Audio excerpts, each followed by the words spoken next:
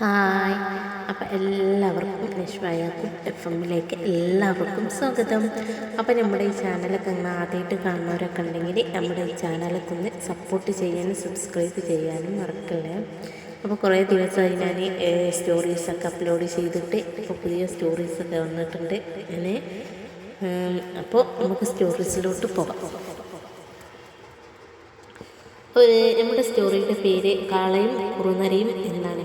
കാളയും കുറുക്കനും എന്നാണ് നമ്മുടെ സ്റ്റോറിയുടെ പേര്. ഒരു കർഷകന് കേടായ ഒരു കാള ഉണ്ടായിരുന്നു. പല മൃഗങ്ങളെയും കൊണ്ട് മുറിവേൽപ്പിച്ചു. എല്ലാം കഴിഞ്ഞു മടുത്തു കാളയെ കാട്ടിലേക്ക് തന്നെ അയാൾ ഓടിച്ചു വിടുകയും ചെയ്തു. കാള എത്തിയ കാട് അവിടെ ധാരാളം പച്ചപ്പുല്ല് വളർന്നിരുന്നു. സ്വാതന്ത്ര്യാനന്തം കാളയ്ക്ക് അവിടെ ജോലികൾ മാത്രമായി അവശേഷിച്ചു. ഒത്തിരി തിന്നും കൂവിക്കുളിച്ചും മരക്കൊമ്പിൽ കൊമ്പുകൾ കെട്ടി കുത്തിയും കാള പഴയതിലും കട്ടിയായി. ചർമ്മത്തിൽ നിന്ന് പുറത്തേക്ക് ഒഴുകുന്നത് പോലെ ഉത്തരം പേശികൾ ശരീരത്തിലുടനീളം ഉയർന്നു. പുറകിലെ തോളിന് മുകളിലുള്ള കെട്ട് അലക്കുന്നവന്റെ വസ്ത്രകെട്ടത്തോളം വലുതായി. കഴുത്തിൽ തൊലിയും മാംസവും തൂങ്ങിക്കിടക്കാൻ തുടങ്ങി. കാട്ടുഎലികളെയും മറ്റും വേട്ടയാടാൻ അദ്ദേഹത്തിന് തന്നെ കഴിഞ്ഞു. ആകസ്മികമായി ഒരു ദിവസം മദ്യപിച്ച ആ കാള അവിടെ ആടി ഉഗ്രമായി ജീവിച്ചു. കുറുക്കൻ ആ കാളയെ കണ്ടപ്പോൾ അവൻ്റെ കണ്ണുകൾ പിളർന്നു.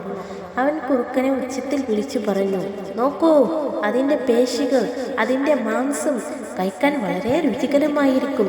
ആഹാ, എന്തൊരു സ്വാദിഷ്ടമായ സമ്മാനമാണ് ദൈവം നമുക്ക് അയച്ചിരിക്കുന്നത്. ജാക്ക് കുറുക്കനോട് വിശദീകരിച്ചു. സ്വപ്നം കാണുന്നത് നിർത്തുക. അതിൻ്റെ മാംസം എത്ര കൊഴുപ്പും രുചികരവുമാണ്. നമ്മൾ എന്താണ് എടുക്കേണ്ടത്? കുറുക്കന് രോഷാകുലനായി. ഈ ഒരു ബഫൂണാണ്.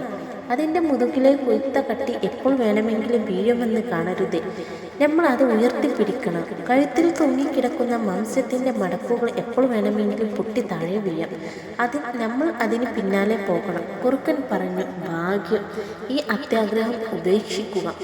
ഗിഡ്ഡി ശടിച്ചു.